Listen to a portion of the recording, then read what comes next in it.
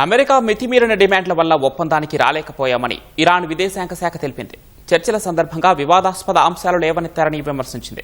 Hormuz జలసంధి, అణు హక్కులు, మితిమీరిన అమెరికా డిమాండ్ల కారణంగా ఏమీ తేలకుండానే చర్చలు ముగిశాయని ఇరాన్ విదేశాంగ శాఖ అధికార ప్రతినిధి ఇస్మాయిల్ బఘాయి తెలిపారు. ఒక్క సమావేశంలోనే ఒప్పందం కుదురుతుందని ఎవరూ ఊహించలేదని బఘాయి చెప్పారు. ఇరాన్, అమెరికా మధ్య అనేక అంశాలపై ఒక అవగాహన కుదిరిందన్నారు. 2-3 విషయాల్లోనే అభిప్రాయ భేదాలు ఉన్నట్లు బఘాయి పేర్కొన్నారు. 40 రోజుల యుద్ధం తర్వాత చర్చలు జరిగాయని ఆయన గుర్తు చేశారు. సంప్రదింపులు అవిశ్వాసం, అనుమానంతో కూడిన వాతావరణంలో జరిగాయని అన్నారు. ఇలాంటి పరిస్థితుల్లో ఒక్క సమావేశంలోనే ఒప్పందానికి చేరుకుంటామని తాము ఆశించలేదన్నారు.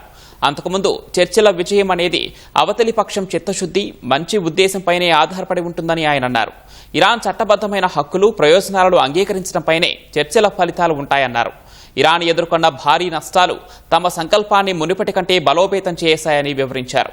ఇరుపక్షాల మధ్య అనేక సందేశాల మార్పిడి జరిగిందని వెల్లడించారు. దేశ ప్రయోజనాలను కాపాడుకోవడానికి ఇరాన్ తన వద్ద ఉన్న అన్ని సాధనాలను ఉపయోగిస్తుందని బఘాయి తెలిపారు.